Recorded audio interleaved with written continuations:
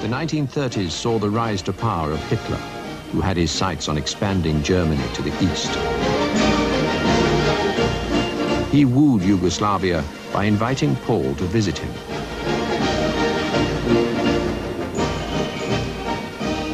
In Churchill's eyes, Prince Paul's attitude was like that of a man in a cage with a tiger, hoping not to provoke him while steadily dinner time approaches.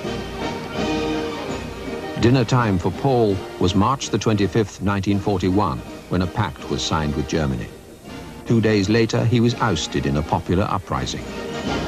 The Serbs, who formed by far the majority of the population in Belgrade, had a traditional, historical anti-German feeling, and no reason, no logic could help them understand why such a pact was signed. The riots after the signing of the pact were an outburst of anti-Hitlerian feeling among the youth of Belgrade. Almost everyone went to the streets and helped or even provoked the putsch that was organized in those days. With his pact in ruins, Hitler was furious. German bombers raided Belgrade on April the 6th. The destruction was enormous.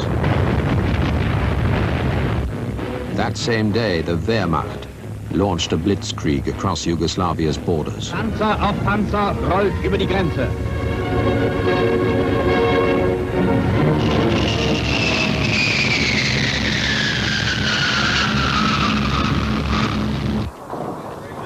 The young king's army was no match for Hitler's panzers, and within 10 days it surrendered. Croat units had mutinied in support of the Germans. Tito's military chief later admitted that Croat communists had incited these desertions. In parts of Croatia and Slovenia, German troops were warmly welcomed.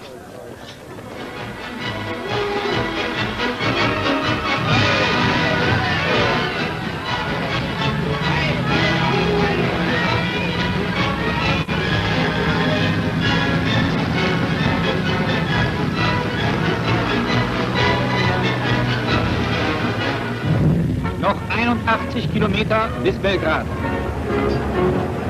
But in Serbia, the Germans were not welcomed. Serbian prisoners of war were shipped off to Germany. Most of them were never seen again.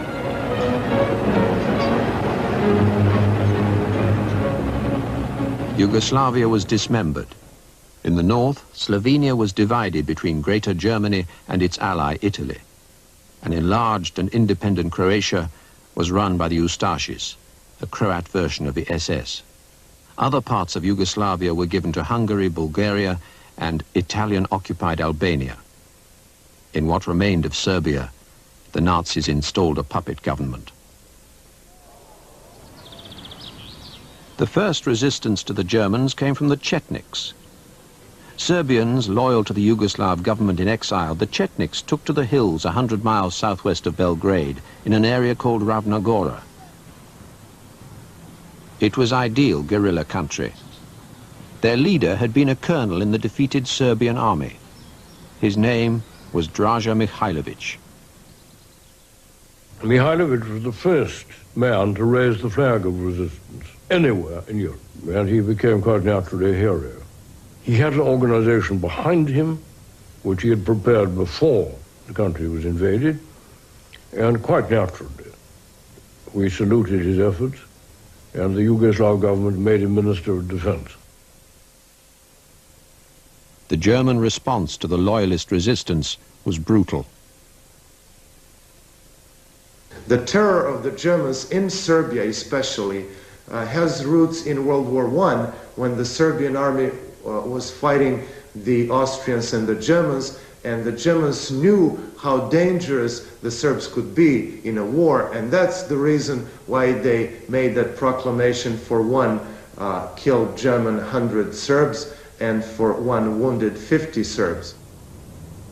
One particular day in the summer of 1941, they lined up two classes of schoolboys in a place called Kraljevo in Serbia, amounting to more than 400 boys aged between 16 and 18, lined them all up and mowed them all down with machine guns in one afternoon. That, of course, had a devastating effect on a guerrilla which was composed of people who had just hopped into the mountains. And everybody saw that it was their uncles, fathers, or relatives who were being taken away to be killed, apart from all these young ones. Mikhailovich and his Chetniks bore the brunt of the first German reprisals.